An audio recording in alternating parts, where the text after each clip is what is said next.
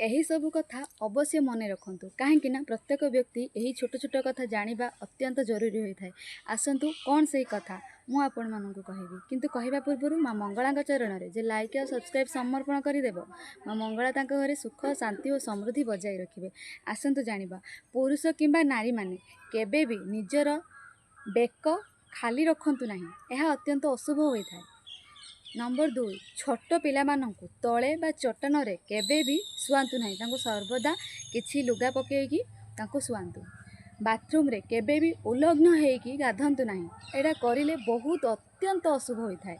एठी ठाकुर माने भी आपणଙ୍କ उपरे अशांति होइथांती। पश्चिम दिग आ उत्तर दिग को भूल रे भी केबे भी मुंड करी सुअंतु नहीं। राति रे घर ओलांतु नहीं एवं राति रे घरर अलिया आवर्जना को बाहर फिंगंतु नहीं, एथिरे माँ लक्ष्मी आपणଙ୍କ उपरे कोप करि थांती। राति रे केबे भी केश धुअंतु नहीं कि मुंड कुंढांतु नहीं, यह करिले आपणଙ୍କ पई मंगल हेबो।